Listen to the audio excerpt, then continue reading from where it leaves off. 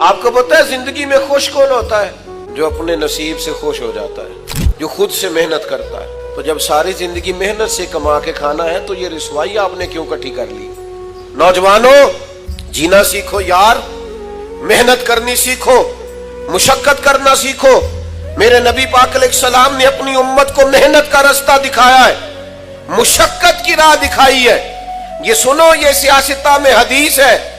ایک نوجوان نے آ کے عرض کیا تھا، یا رسول اللہ کچھ دیجئے، تو نبی کریم نے فرمایا تیرے پاس کچھ نہیں؟ اس نے کہا یا رسول اللہ میرے گھر میں ایک کمبل اور ایک پیالہ ہے۔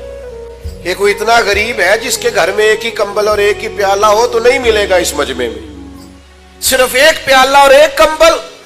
یہ دیکھیں، یہ اس کی راس ہے، انویسٹمنٹ ہے۔ حضور نے فرمایا لے کے آ، وہ لے کے آئے۔ اللہ کے رسول صلی اللہ تعالی علیہ وسلم نے بولی لگا دی، کون خریدے گا؟ ایک صحابی نے کہا 1 دینار میں خریدوں گا، ایک نے کہا 2 دینار میں۔ حضور نے 2 دینار میں بیچ دیا۔ فرمایا جا 1 دینار کا کھانا لے جا گھر اور 1 دینار کا کلاڑا خرید کے لا۔ وہ کلاڑا خرید کے لایا تو تھا بڑا نصیبوں والا۔ فرماتے ہیں نصیب دیکھو، اس کلاڑے کے اندر دستہ نبی پاک نے اپنے دستے مبارک سے لگایا۔ فرمایا جا جا کے جنگل سے لکڑیاں کاٹ، کھا بھی اور کھلا بھی، پہن بھی اور پہنا بھی، اور 15 دن مجھے اس طرح نظر نہ آنا، یعنی فرض نماز کے علاوہ ملاقات نہ کرنا۔ محنت کر، نکل میدان میں، اٹھ باندھ کمر، کیوں ڈرتا ہے؟ پھر دیکھ خدا کیا کرتا ہے۔ ہمت کریں، جدوجہد کریں۔ جب آپ ایک قدم اٹھاتے ہیں تو اللہ کی مدد مل جاتی ہے۔ صحابہ فرماتے ہیں وہ 15 دنوں کے بعد آیا نوجوان، تو حضور نے پوچھا اب کیا حال ہے؟